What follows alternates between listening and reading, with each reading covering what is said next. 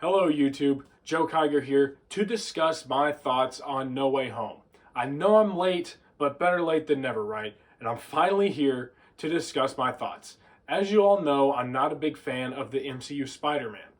Even though I was really excited for No Way Home, I didn't expect it to be very good and I was concerned about it. And I actually made a video discussing my fears for No Way Home recently on this channel. Thankfully, I was wrong about this movie. I'm so relieved to be able to say I actually liked it, and I was very impressed with the movie as a whole. It is monumentally better than Homecoming and Far From Home, and I think the main reason for that is they finally served Peter Parker's character right. That was my biggest fear, was that they hadn't served him right in the past and they weren't going to do it in this one, but they did. He actually matured a lot. He exhibited a lot of growth and went through serious, heavy experiences.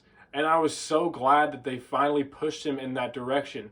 He went through things that no other Peter Parker has had to go through, and they did it very, very well. I was so impressed with what they did with Peter and the arc he went through, and I think this is Tom Holland's best performance by far in the whole MCU series, even though he's been pretty consistent throughout. This was the most he had to do in a film, and I think he did a very good job with it.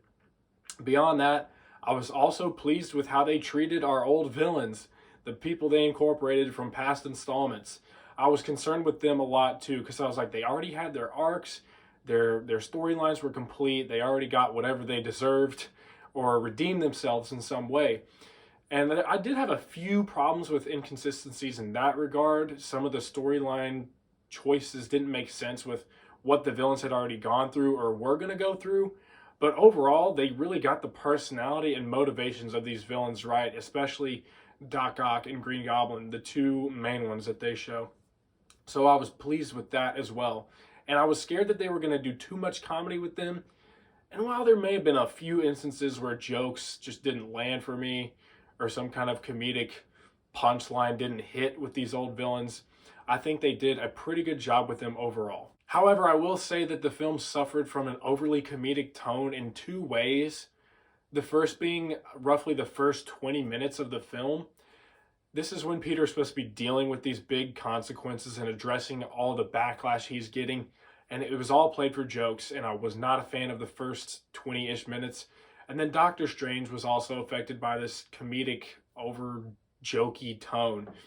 There were too many jokes with him. And he can be like a witty person, but it was like stupid stuff like when he said, "Scooby-Doo this crap." I absolutely hated that line, and I hated how he was trying to be funny going behind Wong's back and like making little playful jokes with the teenagers.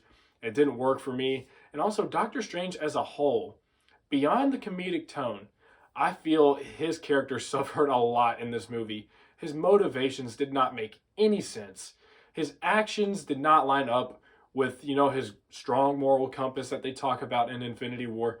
And so my fear for Doctor Strange actually was realized, and I do feel that his character suffered a lot in the film. And while I'm on gripes, let me talk about a couple of technical elements, being the cinematography and the soundtrack. Regarding the cinematography, I want to address that this was like a huge movie, okay? There were a lot of old characters coming in, there were big CG moments, big action sequences, and giant environments for these characters to play in. And unfortunately, I don't feel like the director and the cinematographer or cinematographers captured the scope and the epicness of the whole thing. Whereas Raimi and Mark Webb, even though some of their films are a little iffy as far as narrative goes, they always captured Spider-Man in an epic way. You always felt the weight of the situation, and everything was just shot really well, and it was so dynamic. And I didn't feel that with this movie. It's been a problem that the whole trilogy has suffered from, in my opinion. And so, yeah, with the cinematography, I don't feel that they made things as epic as they could have and should have been.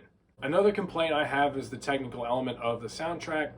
Once again, I was let down by the score from Michael Giacchino. And it really pains me to say that because Michael Giacchino is probably my favorite film composer out of all of them. And I listen to quite a few film composers. But yeah, I was really concerned about the old themes being incorporated. I wanted to hear the old themes, and I did. And I'm glad that I did hear the old themes. He did a good job of like placing them in certain moments. However, I feel that he did not utilize these themes to their full potential. I wish that he would have expanded on them a little bit more and gone more into the different parts of their melodies, because a lot of these are like big tracks that have different themes in them or different sections of the theme, and he would just like pluck one part of the theme out and place it and be like, all right, that's done. I was let down by this a little bit. My last gripe for the film, which is probably the biggest one that I have, is that I still unfortunately did not feel connected to characters like Ned or MJ or Aunt May. And all of these characters have a lot more to do in this film in particular. They have a lot of dramatic, more serious moments in this film that you're supposed to feel the emotional weight of, and I just couldn't feel it like I wanted to. And it may be a problem with the rest of the trilogy, like not developing these characters as well, or it may just be a personal preference of me not liking these characters as much. But yes, there were a lot of emotional beats that were supposed to hit hard with these characters, and while I did feel it a little bit, and while I liked the choices they made with these characters and their relationship to Peter, I unfortunately did not feel the emotional weight of it all. So I do have some complaints with the film, but despite my complaints, my biggest takeaways are that Peter Parker was fantastic in this movie, the villains were served well, it was paced well, and it ended on such strong note. I was so pleased with like the last 10 minutes of this film. I didn't like the final battle that much, but I loved like the last 10 minutes. It was fantastic. It felt like the true Spider-Man that I've been waiting for the past 5 or 6 years. So overall, I was really pleasantly surprised with No Way Home, and I'm glad to be able to say that. Guys, thank you so much for watching. Please leave your comments down below on your thoughts on No Way Home and on my opinions. Let me know if you agree or disagree with my thoughts. And again, thank you so much for watching, and I'll see you all in the next video.